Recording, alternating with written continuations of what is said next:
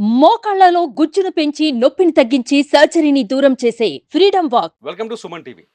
తెలంగాణలో BJP tsunami సృష్టించిందనే చెప్పాలి. ఎందుకంటే గతంలో ఎప్పుడూ లేని విధంగా 8 పార్లమెంటు స్థానాల్ని సొంతం చేసుకుంది బీజేపీ. అంతేకాదు 8 చోట్ల ఎవ్వరు ఊహించని మెజారిటీని కూడా సొంతం చేసుకున్నారు ఇక్కడి బీజేపీ అభ్యర్థులు. ముఖ్యంగా తెలంగాణ నుంచి బీజేపీకి కావాల్సిన మద్దతు లభించింది. మరి బీజేపీ కేంద్ర ప్రభుత్వం తెలంగాణకి ఏమి ఇవ్వబోతోంది? తెలంగాణను ఏ విధంగా చూసుకోబోతోంది? తెలంగాణకి రేపు మోదీ టీంలో జూన్ 8వ తేదీన ప్రధానిగా మూడోసారి ప్రమాణ స్వీకారం చేయబోతున్నారు నరేంద్ర మోదీ. ఇవాళే ఎన్డీఏ మీటింగ్ జరిగింది ఢిల్లీలో. దీనికి ఆంధ్రప్రదేశ్ ముఖ్యమంత్రి, కాబోయే ముఖ్యమంత్రి చంద్రబాబు నాయుడు, పవన్ కళ్యాణ్తో పాటు తెలంగాణ కీలక బీజేపీ నేతలు కూడా ఈ భేటీలో హాజరయ్యారు. అయితే మోదీ క్యాబినెట్లో ఎవరికి స్థానం దక్కబోతుంది అన్నది ఇప్పుడు ఆసక్తికరంగా మారుతుంది. విజువల్స్ చూస్తున్న స్క్రీన్ పైన ఎన్డీఏ మీటింగ్ విజువల్స్. మోదీ క్యాబినెట్లో ఎవరికి స్థానం దక్కబోతుంది అనే అంశాన్ని ఇవాళ చాలా కీలకంగా మారుతుందో చూద్దాం. ఇంతకీ మోదీ క్యాబినెట్లో తెలంగాణ నుంచి ఎవరెవరికి మంత్రి పదవులు దక్కే ఛాన్స్ కనిపిస్తోంది? మనతో పాటు స్టూడియోలో ఉన్నారు సీనియర్ జర్నలిస్ట్ నాగరాజు గారు. నమస్కారం నాగరాజు గారు. నమస్తే తిరుమల రెడ్డి గారు. నాగరాజు గారు, తెలంగాణ దుమ్ము దుమారం అయిపోయింది ఒక రకంగా చెప్పాలంటే. కాంగ్రెస్ కారుబాయే బేజారు వచ్చే అట్లుంది పరిస్థితి. కేవలం చెయ్యి పువ్వు మాత్రమే మిగిలింది. కానీ గతంతో పోలిస్తే బీజేపీ మొదటి నుంచి బండి సంజయ్ అధ్యక్షుడిగా ఉన్నప్పుడు కావచ్చు, తర్వాత కిషన్ రెడ్డి వచ్చినప్పుడు కావచ్చు, మేమే ప్రత్యామ్నాయం అన్నప్పుడు అసెంబ్లీ ఎన్నికల్లో పెద్దగా కనిపించలేదు బీజేపీ. కానీ పార్లమెంట్ ఎన్నికలకు వచ్చేసరికి ఒక్కసారిగా రైజ్ అయిపోయింది. 8 స్థానాల్లో విజయం సాధించడం మీరు అబ్జర్వ్ చేశారో చూడండి ఒకసారి. గెలిచిన ప్రతి అభ్యర్థి భారీ మెజారిటీతో విజయాన్ని సొంతం చేసుకోవడం, దీన్ని ఎలా చూడొచ్చు తెలంగాణ అంటే?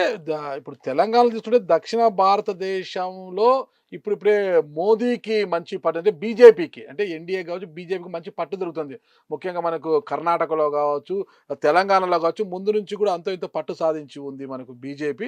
తర్వాత ఇప్పుడు దక్షిణ భారతదేశంలో ఏపీలో కూడా, అంటే విభజిత ఆంధ్రప్రదేశ్ ఏపీలో కూడా తన పట్టు బిగిస్తుంది అనమాట. అంటే గతంలో తీసుకుంటే బండి సంజయ్ రాష్ట్ర అధ్యక్ష బాధ్యతలు చేపట్టిన తర్వాత బండి సంజయ్కున్న చరిష్మా కావచ్చు, తన వాగ్దాటితో కావచ్చు, ఇక్కడ తెలంగాణ యాసలో మాట్లాడుతూ తెలంగాణ ప్రజల్ని మెప్పించే ప్రయత్నం చేశారు.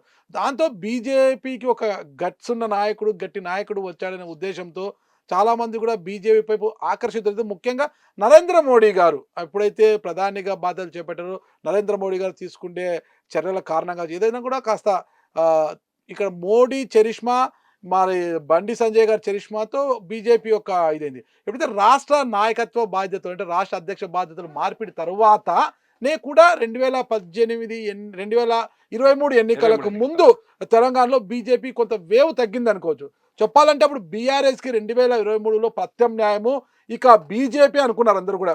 కాంగ్రెస్ 3వ స్థానమే ఉండొచ్చును, కానీ బీజేపీ ఖచ్చితంగా అధికారంలోకి వచ్చినా రావచ్చు, లేదంటే 2వ స్థానంలో నిలబడే అవకాశం అయితే గట్టిగా ఉంది అనేది అందరూ భావించారు. ఎందుకంటే జిహెచ్ఎంసీ ఎన్నికల్లో కూడా ఎవరు ఊహించని విధంగా, కనీ విని ఎరగని విధంగా వీళ్ళు బీజేపీ సీట్లు సాధించింది. చాలా చోట్ల కూడా మెజార్టీ 43 సీట్ల అతి దగ్గరలోనే ఆగిపోయింది. జిహెచ్ఎంసీ కూర్చుని కైవసం దగ్గరలో సమీపానికి వెళ్ళి ఆగిపోయింది అనమాట.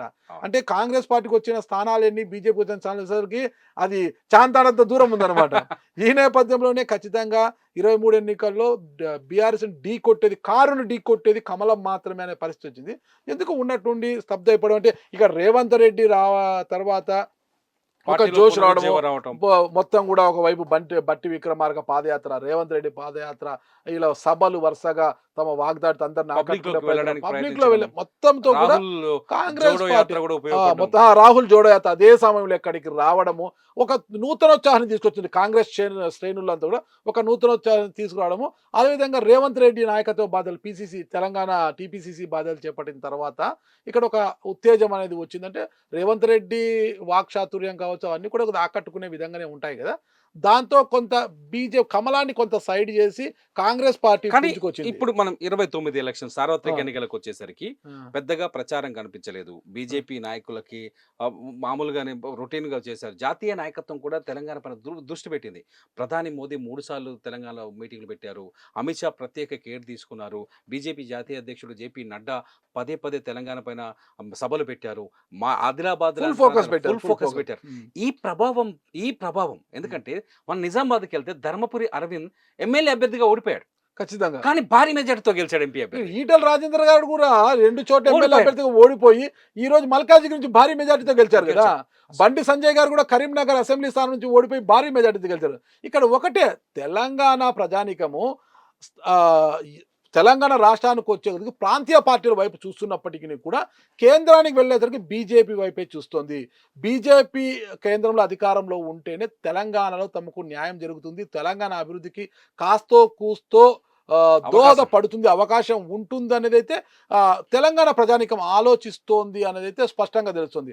ఆ రోజు కూడా అన్నారు బీజేపీ వాళ్ళు, కాంగ్రెస్ పార్టీ తెలంగాణని ఇవ్వకపోతే మేము అధికారంలోకి వచ్చింటే 1 ఓటు 2 రాష్ట్రాలు అనేది కదా. అది ఇక్కడ తెలంగాణ ప్రజల మైండ్ లో ఉండిపోయింది అనమాట. ఆ తర్వాత బీజేపీ అధికారంలోకి రావడము, ఇక్కడ కొంత దృష్టి పెట్టడము చేత కేంద్రంలో బీజేపీ ఉంటేనే ఇక్కడ కొద్దిగా గతంలో నవాబుల ప్రాంతం ఇదంతా కూడా కొద్దిగా ముస్లిం డామినేషన్ ఉండే ఏరియా కూడా బీజేపీ కేంద్రం ఉంటే మేము సురక్షితంగా ఇక్కడ ఉంటాము, రాష్ట్రం సురక్షితంగా ఉండగలము అనేది ఒక ఇది వాళ్ళకి ఏదైనా సేఫ్ సైడ్ ఉంటాం అనేది కూడా వాళ్ళకి ఒక ఇక్కడ ఉన్న ప్రజల ఆలోచనగా మనం చెప్పుకోవచ్చు. ప్లస్ అభివృద్ధి కూడా బీజేపీతోనే సాధ్యం, కేంద్రంలో బీజేపీ ఉండాలి, రాష్ట్రంలో ప్రాంతీయ పార్టీలు ఇప్పుడు కానీ కాంగ్రెస్ ప్రాంతీయ పార్టీ అనుకోవాల్సిందే. ఇప్పుడు ఖచ్చితంగా రేవంత్ రెడ్డి వల్ల వచ్చింది కాబట్టి రేవంత్ రెడ్డి జోషు. ఇకపోతే పొంగులేటి శ్రీనివాస్ రెడ్డి గారు ఖమ్మం నుంచి ఆయన మెజార్టీ స్థానాలు, ఈ రోజు 2వ స్థానంలో చెప్పాలంటే ఈరోజు కాంగ్రెస్ పార్టీ ఈరోజు ఎన్డీఏని చంద్రబాబు నాయుడు గారు ఎలా ఆక్సిజన్ లాగా ఉంటూ నిలబెట్టబోతున్నాడు. ఈరోజు తెలంగాణలో కాంగ్రెస్ ప్రభుత్వాన్ని కూడా పొంగులేటి శ్రీనివాస్ రెడ్డి గారు అలా ఆక్సిజన్ ఇస్తున్నారంట. ఆయన నమ్ముకుని దాదాపు 18 ఎమ్మెల్యేలు ఉన్నారు ఆయన వెంట. అందుకు ఆయనకు ఆ ప్రాధాన్యత కూడా ఉంది, కాంగ్రెస్ లో ఉంది. అలాంటి సమయంలో మనం ప్రాంతీయ పార్టీ అని అనుకోవచ్చు అనమాట. కేంద్రం వచ్చేసరికి తెలంగాణ ప్రజానీకం బీజేపీ వైపు చూస్తుంది కాబట్టి ఇక్కడ గత ఎన్నికల్లో 2018లో జరిగిన ఎన్నికల్లో ఎమ్మెల్యేలుగా ఓడిపోయిన బండి సంజయ్, ధర్మపురి అరవింద్ వీళ్ళందరూ కూడా, కిషన్ రెడ్డి కూడా ఎమ్మెల్యేగా ఓడిపోయి ఎంపీగా గెలిచి కేంద్ర మంత్రి అయ్యాడు ఆయన. అదే మళ్ళా జరిగింది ఇక్కడ ఎమ్మెల్యేలుగా ఓడిపోయిన మంత్రి పదవుల దగ్గరకు వస్తారు కాబట్టి ఇప్పుడు అసలు కథకు వస్తున్నాను ఏంటంటే, నాగరాజు గారు తెలంగాణలో 8 చోట్ల బీజేపీ ఘన విజయం సాధించింది, 17 సీట్లలో సగం గెలుచుకుంది. ఎంఐఎం ఎట్లాగో వాళ్ళకి వచ్చే సీటే మొదటి నుంచి. ఎవరెవరు రేపు మోదీ కేబినెట్ లో మంత్రులుగా కూర్చునే అవకాశం కనిపిస్తుంది? అంటే ఇక్కడ 8 మందికి ఇచ్చారు కాబట్టి దక్షిణ భారత్లో ముఖ్యంగా మొదటి నుంచి కూడా కర్ణాటక తర్వాత తెలంగాణ వైపున మోదీ గట్టిగా, మోదీ కావచ్చు, అమిత్ షా ద్వయం కావచ్చు, నిఘా అయితే పెట్టారు. ఎక్కడిగా తెలంగాణలో పాగా వేయాలని వాళ్ళు ముందు నుంచి అనుకుంటున్నారు. అందుకే ఒక బలమైన నాయకత్వాన్ని కూడా తీసుకొచ్చారు. ఇక్కడ గట్టి పెట్టి వాళ్ళు పదే ఇక్కడికి రావడం, సభలు పెట్టడం, మోదీ, అమిత్ షా పదే జేపీ నడ్డా ఇక్కడ రావడం, పదే రావడం, సభలు పెట్టడం జరిగింది. ఈ నేపథ్యంలోనే తెలంగాణలో అంటే 2028లో జరగబోయే అసెంబ్లీ ఎన్నికల్లో తెలంగాణలో పాగా వేయాలంటే ఇక్కడ క్యాబినెట్ పదవులు అయితే ఖచ్చితంగా ఇవ్వాలి, కేంద్రంలో ఖచ్చితంగా మంత్రి పదవులు. ఈ వరుసలో మనకి తీసుకుంటే ప్రస్తుతం కరీంనగర్ నుంచి ఎంపీగా గెలిచిన బండి సంజయ్ మొదటి వరుసలో ఉన్నారని తెలుస్తుంది. ఆల్రెడీ కిషన్ రెడ్డి గారు ఇప్పుడు మంత్రిగా మళ్ళా ఎంపీగా ఉన్నారు కాబట్టి ఆయనను కొనసాగించే అవకాశం ఉంది, సహాయ మంత్రిగా కొనసాగించే అవకాశం ఉంది. మరి ఆయన ఏ శాఖ అది చేంజ్ అయ్యే అవకాశం ఉంటుంది, క్యాబినెట్ వేరే ఇచ్చేయచ్చు. కానీ బండి సంజయ్కి మాత్రం ఖచ్చితంగా ఇచ్చే అవకాశం ఉంది. అయితే ఇదే నేపథ్యంలో ధర్మపురి అరవింద్ కూడా కేంద్ర మంత్రి పదవిని ఆశిస్తున్న ఆయన కూడా రేస్లో ఉన్నారు. అయితే ధర్మపురి అరవింద్కు కూడా ఏదో కేంద్ర స్థాయిలో ఒక సముచితమైన స్థానమే కల్పించేటట్లు ఉంది. ఇకపోతే ఈటల రాజేందర్ గారు పార్టీలోకి వచ్చినప్పటి నుంచి కాస్త అసంతృప్తిగా ఉన్నారు. ఆయనకు అధ్యక్ష పదవి ఇవ్వలేదనో ఇంకోటో చాలా అసంతృప్తిగా ఉన్నారు. ఒకనొక సందర్భంలో ఈటల రాజేందర్ గారు ఓటమి తర్వాత అంటే 2 సార్ల ఎమ్మెల్యే ఓడిపోతే కాంగ్రెస్ పార్టీలోకి వెళ్ళిపోతారు అనే విమర్శలు కూడా వచ్చాయనమాట. వార్తల్లో ప్రచారం కూడా జరిగిందనమాట. కానీ ఆయన ఇక్కడే నిలబడ్డారు, బీజేపీని నమ్ముకొని ఇక్కడే ఉన్నారు, ఎంపీగా గెలిచారు. కాబట్టి ఈటల రాజేంద్ర గారు బీసీ సామాజిక చెందిన నాయకుడు కావచ్చు, బీసీ ఓట్ ఫ్యాక్టర్ ఎక్కువ ఉంది కాబట్టి తెలంగాణలో ఈటల రాజేంద్రకు రాష్ట్ర అధ్యక్ష బాధ్యతలు ఇప్పుడు ఏదైతే కిషన్ రెడ్డి చేతుల్లో ఉందో రాష్ట్ర అధ్యక్ష బాధ్యతలు ఆయనను తప్పించి ఈటల రాజేంద్ర గారికి రాష్ట్ర అధ్యక్ష బాధ్యత ఆయనను సంతృప్తిపరిచి ఇక కిషన్ రెడ్డి గారికి యథావిధంగా మరొకసారి క్యాబినెట్ సహాయ పదవి చేసి బండి సంజయ్ని కొత్తగా క్యాబినెట్లోకి తీసుకోబోతున్నారు. ఖచ్చితంగా బండి సంజయ్కి అయితే కేంద్ర క్యాబినెట్లో ఖచ్చితంగా అవకాశం ఉంటుందనేది మనకు తెలుస్తుంది అనమాట. డీకే అరుణ మహబూబ్ నగర్ నుంచి డీకే అరుణ కాంగ్రెస్ పార్టీలో సుదీర్ఘంగా మంత్రిగా పనిచేశారు గతంలో. డీకే అరుణ ఇప్పుడు గెలిచిన స్వల్ప మెజార్టీ ఆమె గెలవడము, అంత షామ్ లేకపోవడం, అంటే కేంద్రంలో అంత పట్టు లేకపోవడము, ఉపాధ్యక్షులుగా పనిచేసినప్పటికీ కూడా చాలా స్వల్ప తేడాతో గెలిచడం. అంటే బండి సంజయ్ లాంటి ఒక వాక్చాతుర్యం వ్యక్తి, ఒక ఆకర్షణ గల వ్యక్తి, ఒక వ్యక్తి ఇటు కేసీఆర్ కావచ్చు, ఇటు రేవంత్ రెడ్డి కావచ్చు, ధీటుగా డి అంటే డి అనే పోరాడే వ్యక్తి, దమ్మున్న పోరాడే దమ్మున్న వ్యక్తి, సై అంటే సై అనే వ్యక్తి కదా. అలాంటి వ్యక్తికి కేంద్ర కేబినెట్ లో అవకాశం కల్పిస్తే తెలంగాణలో అవకాశం కల. ఇప్పుడు దక్షిణ భారతదేశం అంటే ఉత్తరాదిని నమ్ముకొని ఉంటే ఎన్డీఏ, ఈరోజు బీజేపీ ఉత్తరాదిలో ఏ పరిస్థితి వచ్చిందో వాళ్ళకి. ఉత్తరప్రదేశ్ లో అంత ఘోరంగా వచ్చింది, 45 సీట్లు ఇండియా. అయోధ్యలో కూడా ఓడిపోవడం ఏంటి, అయోధ్యలో అసలు ఓడిపోయింది. ఓడిపోవడం ఏంటి? అయోధ్య రామ మందిరాన్ని నిర్మించిన పార్టీకి అక్కడ ఓడిపోవడం ఏంటి? అసలు ఉత్తరప్రదేశ్ లో అంత తక్కువ స్థానాలు అసలుకి ఇది చాలా ఆశ్చర్యకరం కదా. అలాంటప్పుడు ఇప్పుడిప్పుడే దక్షిణాదిలో, తెలంగాణలో, ఏపీలో, కర్ణాటకలో ఇప్పుడిప్పుడే ఊపిరి పోసుకుంటుంది. దీన్ని నిలబెట్టుకోవాలి. అంటే నిలబెట్టుకోవాలంటే బలమైన నాయకుడిని మొదటిసారి కేంద్రంలోకి తీసుకోవాలి. కేరళలో పోని సురేష్ గోపి ఒక ఎంపీ కూడా వచ్చేసింది అక్కడ. కేరళలో అసలు వీళ్ళ అడ్రస్ కూడా ఉండదు. ఈసారి అడ్రస్ కనిపించింది అనమాట. ఇలా అంటే ఇలా పాతుకుపోవాలనుంది. కాబట్టి తెలంగాణలో భవిష్యత్తులో ముందుకు పోవాలి, అసెంబ్లీలో కూడా బాగా వేయాలి అనుకుంటే రాష్ట్రం డబుల్ ఇంజన్ సర్కార్ అంటుంటాడు ఎప్పుడు కూడా నరేంద్ర మోడీ గారు. ఈ డబుల్ ఇంజన్ సర్కార్ తీసుకురావాలి అటు ఢిల్లీలో ఇటు తెలంగాణలో. అంటే మాత్రం ఖచ్చితంగా బండి సంజయ్ లాంటి ఒక గట్స్ ఉన్న వ్యక్తికి పదవి ఇస్తేనే బాగుంటుంది. గతంలో ఒక బండి సంజయ్ ఆశించారు, కానీ ఆ సమీకరణ అధ్యక్షుడిగా చాలా పవర్ఫుల్ గా బండి సంజయ్ నాయకత్వంలోనే తెలంగాణలో బీజేపీ కమల వికాసం అనేది ఒకటి జరిగింది అనమాట. అంటే బీఆర్ఎస్ ని డి అంటే ఢీ కొట్టు ఒక బీఆర్ఎస్ తలదన్నే పరిస్థితికి వచ్చింది.